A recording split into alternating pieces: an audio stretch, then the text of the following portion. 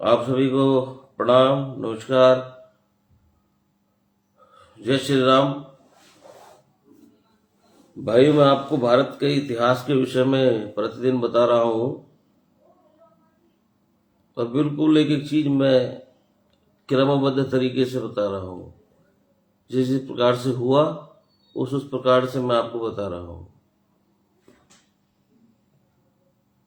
मैंने कल आपको बताया था कि अंग्रेजों की तरफ से 300 सैनिक थे लड़ने वाले, और सिराजुद्दौला जो भारत की तरफ से लड़ रहा था उसके पास 18,000 सैनिक थे। लेकिन ऐसी क्या बात हुई कि वो 300 सैनिक जो अंग्रेजों के पास थे वो जीत गए, और जो 18,000 सैनिक हमारे थे वो हार गए। एक विचारणीय प्रश्न है। कोई भी व्यक्ति यदि सोचेगा भाई 18,000 क्या, 300 के सामने यदि 1800 भी ला दें तो बहुत बड़ी बात है। वो 18,000 सैनिक, फिर खुद सिराजुद्दौला सेनापति और जितने भी इनका राजा महाराजा जितने भी ये वर्ग होता, नेतृत्व होता, वो अलग। तो कहने का अर्थ है इतनी बड़ी फौज के सामने भी अंग्रेजों के मात्र 300 सैनिक जीत गए। तो ये कुछ बात संदेह उत्पन्न करती है कहीं ना कहीं। प्लासी का युद्ध एक ऐतिहासिक युद्ध है, बहुत प्रचलित है, मतलब बहुत इसका उल्लेख कई बार बहुत किया जाता है प्लासी के युद्ध का, परंतु आज तक सच्चाई किसी को इसके विषय में जानकारी नहीं है।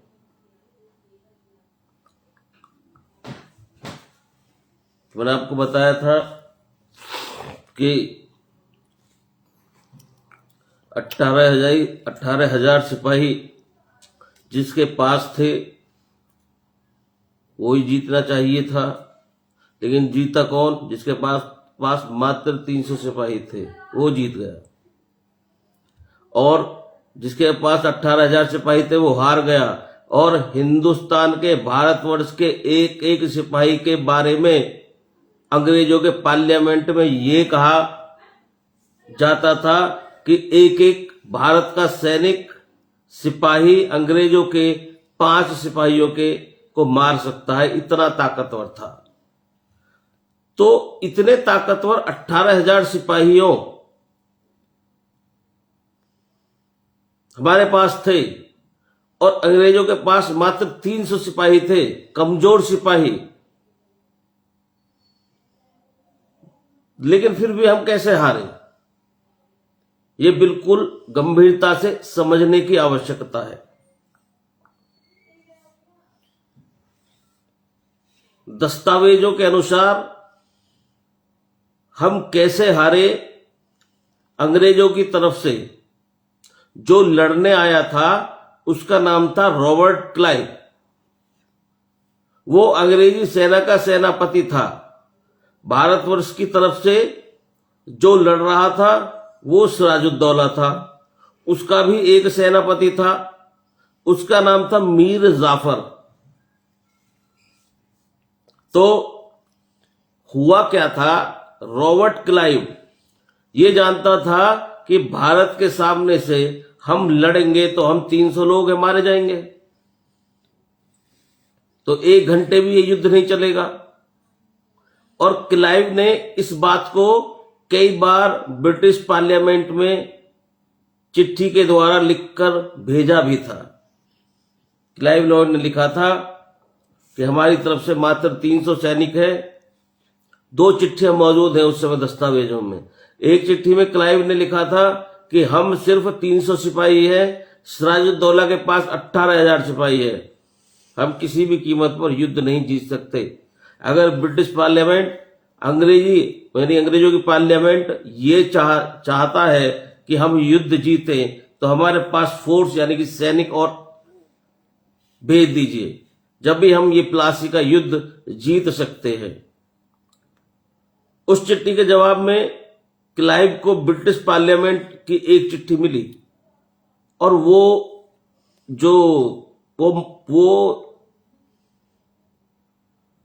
उसमें क्या था, बहुत मजेदार भी है और उसको समझना भी चाहिए।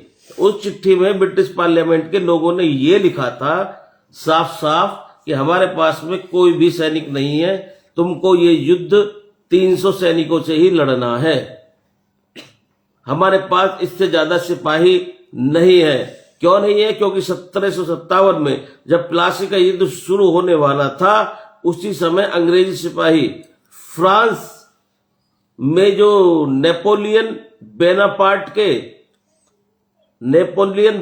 के खिलाफ लड़ाई लड़ रहे थे।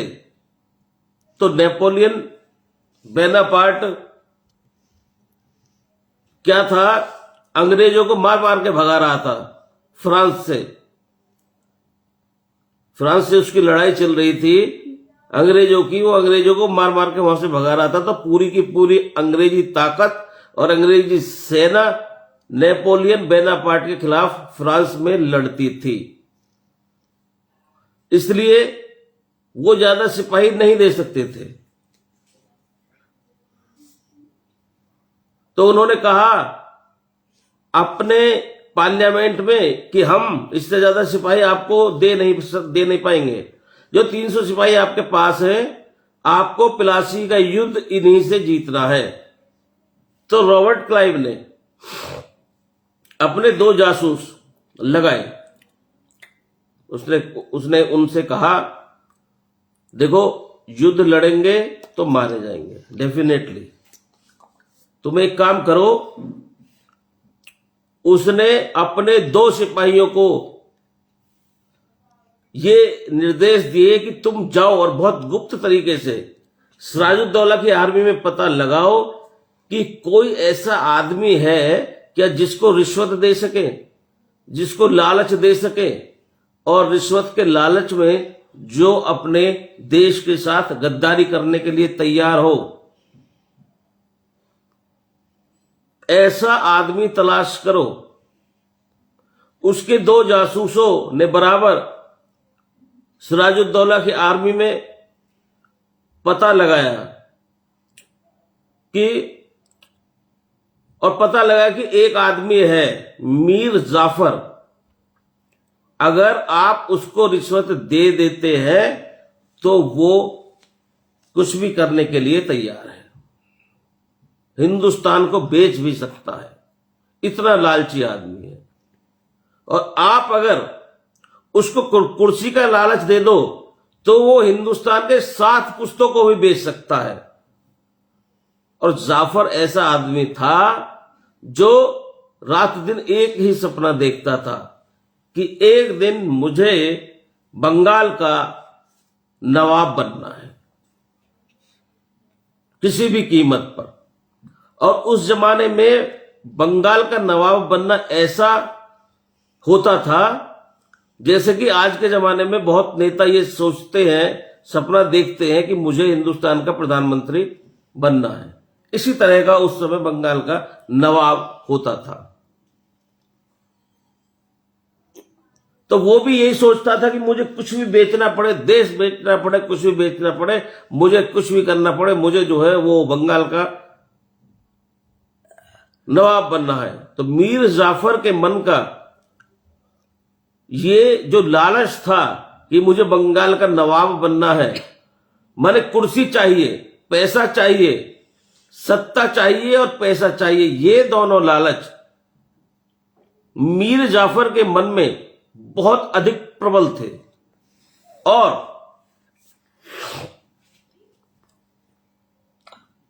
इन विषयों को ही रॉबर्ट क्लाइव ने बराबर भांप लिया उन दोनों जासूसों के द्वारा। उसने पता लगा लिया कि ये व्यक्ति कैसा है। तो रॉबर्ट क्लाइव ने मीर जाफर को चिट्ठी लिखी और वो चिट्ठी दस्तावेजों में आज भी मौजूद है। उसने चिट्ठी में दो बातें ही लिखी कि मीर जाफर, अगर तुम अंग्रेजों के साथ दोस्ती कर लो और ईस्ट इंडिया कंपनी के साथ समझौता करो तो हम तुमको युद्ध जीतने के बाद बंगाल का नवाब बना देंगे। और दूसरी बात यह है कि तुम नवाब तो हो जाओगे, और नवाब हो जाने के बाद में सारी की सारी संपत्ति अपने आप तुम्हारे पास आ जाएगी। यानी कि इस संपत्ति में से केवल 5% हमको दे देना, बाकी तुम जितना लूटना चाहो लूटो। मीर जाफर चूंकि दिन रात ये सपना देख रहा था, किसी तरह कुर्सी मिल जाए और किसी तरह पैसा मिल जाए, दो ही लालच थे इसके। उसे तुरंत उसके सामने क्लाइव लाइड की जो चिट्ठी थी, उसने क्लाइव लाइड के जवाब में चिट्ठी लिखी और उसने कहा कि मुझे आपकी दोनों बातें मंजूर हैं, बताइए क्या करना है। तो आखिरी चिट्ठी लिखी रॉबर्ट क्लाइव ने मीर जाफर को। उसमें लिखा कि जिस दिन युद्ध शुरू होगा, तुमको सारी की सारी सेना को हमारे सामने, जितने भी तुम्हारे सैनिक हैं 18,000 सैनिक को, तुमको यह कहना है कि वो मेरे सामने सरेंडर कर दें बिना लड़े।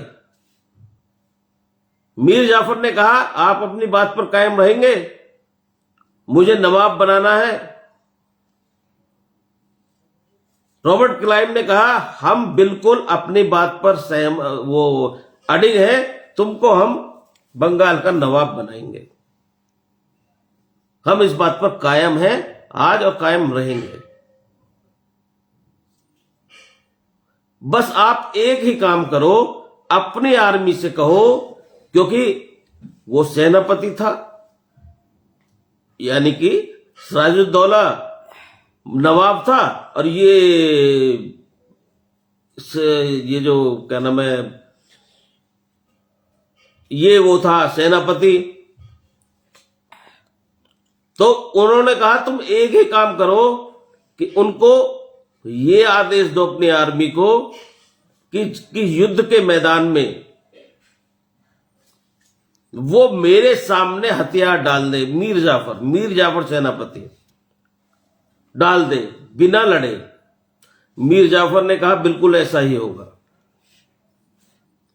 और भाइयों, बहुत दुख का विषय है, और युद्ध शुरू हुआ 23 जून 1757 को। इतिहास की जानकारी के अनुसार युद्ध 23 जून 1757 को शुरू होने के 40 मिनट के अंदर भारतवर्ष के 18,000 सैनिकों ने सरेंडर कर दिया मीर जाफर के कहने पर। 40 यानी कि 40 मिनट में युद्ध समाप्त। अंग्रेजों के 300 सिपाहियों के सामने उन्होंने सरेंडर कर दिया। रॉबर्ट क्लाइव ने क्या किया, उनके 300 सिपाही, अपने 300 सिपाहियों की मदद से हिंदुस्तान के 18,000 सिपाहियों को बंदी बनाया, और बनाकर कोलकाता में एक जगह है जहां पर उनको रखा। उस जगह का नाम है पोर्ट ब्लेयम। आज भी वो वहां पर है, आप कभी जाइएगा देखिएगा, उसका बहुत बड़ा जगह है।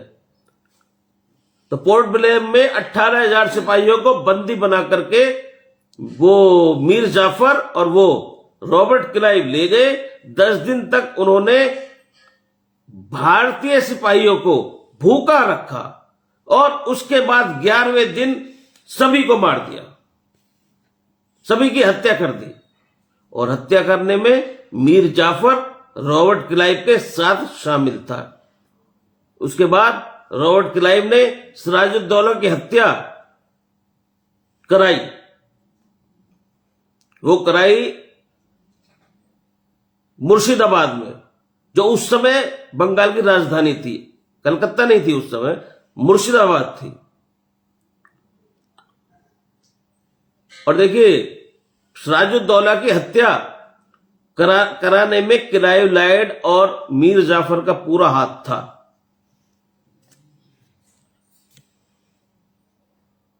अब हुआ क्या, परिणाम स्वरूप जो बात तय हुई थी, बंगाल का नवाब जो सिराजुद्दौला मारा गया, ईस्ट, और वो बंगाल का नवाब बन गया Mir Jafar. East India Company को जो भगाने का सपना देख रहा था मीर जाफर, जो समझ चुका था, पहला व्यक्ति था जो अंग्रेजों की रणनीति को समझ चुका था, उसकी हत्या करवा दी गई। और एक धोखेबाज ने, दगाबाज ने अंग्रेजों से, ईस्ट इंडिया कंपनी से हाथ मिला लिया। हाथ मिलाने का वजह केवल और केवल कुर्सी का लालच। क्या 1757 का ये जो युद्ध था, जो केवल 40 मिनट चला, अब आप इसको जरा सोचिए अपने दिमाग से कि यदि ये युद्ध, ये मीर जाफर गद्दारी नहीं करता तो क्या वो ये अंग्रेज हमारे भारत में एंटर कर सकते थे? उसी दिन एट द मोमेंट 23 जून 1757 को वो 300 के 300 सैनिक 1 घंटे में मार दिए गए होते प्लासी के युद्ध में। लेकिन गद्दारी मीर जाफर ने की, और उस मीर जाफर की गद्दारी के कारण हमने 1757 से लेकर 2047 तक, यानी 200 साल की गुलामी हमने सही। नहीं तो भारत उसी दिन आजाद हो गया होता अंग्रेजों से। अंग्रेजों की इतनी शक्ति नहीं थी उस समय, वो दूसरी तरफ भी लड़ रहे थे, वहां से भी मार के भगाए जा रहे थे, जब भी 300 सैनिक लेके मात्र आए थे। लेकिन मीर जाफर ने, एक व्यक्ति ने, सिर्फ एक व्यक्ति ने अपने लालच के वशीभूत होकर भारत को 200 वर्ष की गुलामी दे दी। अब गुलामी तो दी, साथ के साथ में 6 लाख हमारे जो स्वतंत्रता सेनानी थे उनको भी लेके गया। झांसी की रानी, तात्या टोपे, भगत सिंह, बाल गंगाधर, जितने भी थे, आई मीन टू से जितने कितने लोग चले गए। कि वो अंग्रेजों का जो दौर है 200 वर्ष का, उसके बारे में तो सभी आप जानते ही हैं कि कितना कितना उन्होंने किया, कैसे हमें आजादी मिली। आजादी भी पूरी नहीं मिली, जैसी तैसी मिली। तो मेरे कहने का अर्थ ये है कि उस समय, मैं ये इसलिए आपको बता रहा हूं कि उस समय तो एक सिराजुद्दौला था, आज पता नहीं कितने सिराजुद्दौला बैठे हैं। ओ सॉरी, मीर जाफर। इसलिए देश को बचाने की जिम्मेदारी, बार बार आपसे कहता हूं, किसी के ऊपर नहीं छोड़नी है, हमें खुद अपनी लड़ाई खुद लड़नी है। अब मीर जाफर को नवाब वो बना दिया गया वहां का, और 200 वर्ष की गुलामी हमने सही। नहीं तो अंग्रेजों के अलावा भारत का कोई इतना नहीं भारत को बर्बाद कर पाया। चाहे जितने ये खिलजी पिलजी जो भी थे दुनिया भर आते रहे, या ये क्या नाम है बाबर के खानदान रहा, कुछ नहीं बिगाड़ा। ज्यादा से ज्यादा भारत से धन संपत्ति लेकर के चले गए, वो तो दोबारा पैदा हो जाती है अगर भारत की उस मूल चीज को नष्ट न किया गया होता जो अंग्रेजों ने की।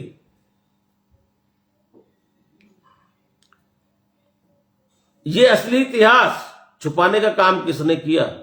अंग्रेजों ने। अंग्रेजों के बाद किसने किया? जिसने आजादी के बाद में सत्ता पे जो काबिज हुए, उन्होंने और कम कर दिया, अपने को हीरो बना दिया और सबको जीरो बना दिया। जो असली क्रांतिकारी थे, जो लड़े थे वास्तव में देश के लिए, उनको तो जीरो कर दिया और खुद हीरो रहे जो मजे में रहे।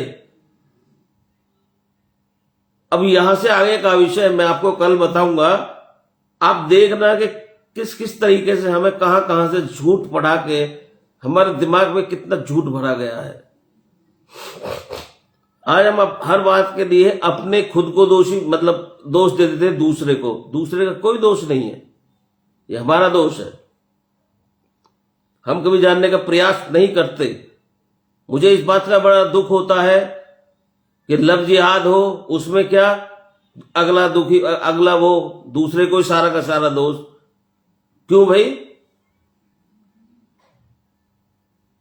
सिख बौद्ध जैन के पास से क्यों नहीं होता ये लव जिहाद? हिंदुओं में क्यों होता है ये लव जिहाद? इसलिए होता है क्योंकि हिंदुओं को हम संस्कृति से नहीं जोड़ते, हम धर्म से नहीं जोड़ते बच्चों को। वहां सिख धर्म ले लो, कोई भी धर्म ले लो, वहां पे आप सिख धर्म के बारे में पढ़ेंगे तो गुरुओं ने स्पष्ट कहा है, माता जो उनकी माता है उस तक को बुरा कहा है कि जो अब गुरु से नहीं जोड़ती, यानी वाहे गुरु से नहीं जोड़ती माता का सबसे बड़ा रोल होता है। लेकिन हमारे यहाँ ऐसा कोई बात ही नहीं है। आप खुद इस बात पर देख लीजिए, उठाकर इतिहास के भाई कितने सिख या कितने और ईसाई या जैन बौद्ध पारसी किसमें लव जिहाद हो रहा है? हिंदुओं में क्यों हो रहा है? तो विचारणीय प्रश्न है, दोषारोपण करना गलत है, समझना आवश्यक है। आज वो समय है, मैं आपको बता दूं, पहले तो फिर भी ये होता था कि एक दूसरे के प्रति संवेदनाएं होती थी। आज किसी के प्रति किसी को किसी भी प्रकार की संवेदना नहीं है। जो करना है स्वयं करना है, ईमानदारी से करना है।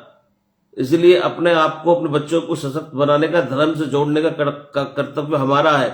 आगे जो होगा वो प्रभु की इच्छा, परंतु कर्म तो हमें करना पड़ेगा। बच्चों को जोड़ने का सबसे ज्यादा महत्वपूर्ण कार्य है बच्चों को धर्म से जोड़ना। ये सबसे महत्वपूर्ण है आज के समय में, और सब चीजें बेकार है।